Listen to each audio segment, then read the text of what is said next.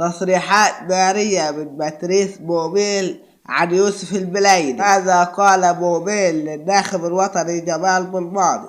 هنعرف كل التفاصيل في هذا الفيديو، ولكن قبل أن نبدأ لا تنسى الاشتراك في القناة وتفعيل الجرس والضغط على اللايك ليصلك منا كل جديد. طلب مدرب مولودية الجزائر باتريس بوميل من الناخب الوطني جمال بالماضي تسريح يوسف البلايلي من تربص الخضر بالكاد من أجل حضور ديربي الجزائر. وكشفت إدارة العميد بأنها تلقت مراسلة من طرف الفاف من أجل السماح بدخول بلايلي في تربص تحضيري رفقة الخضر ما بين 23 و31 ديسمبر الجاري بمركز سيدي موسى، مبرزة في بيان نشرته عبر موقعها بأنها طلبت ترخيصا من الفاف بغية الاستفادة من خدمات هداف المولودية في ديربي اتحاد العاصمة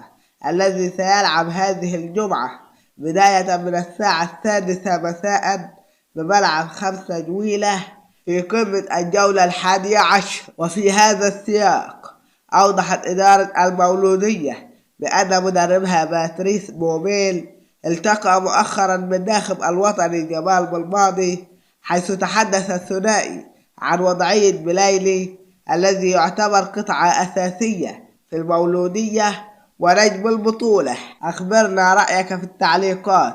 مع من تريد أن يلعب يوسف البلايلي؟ والسلام عليكم ورحمة الله.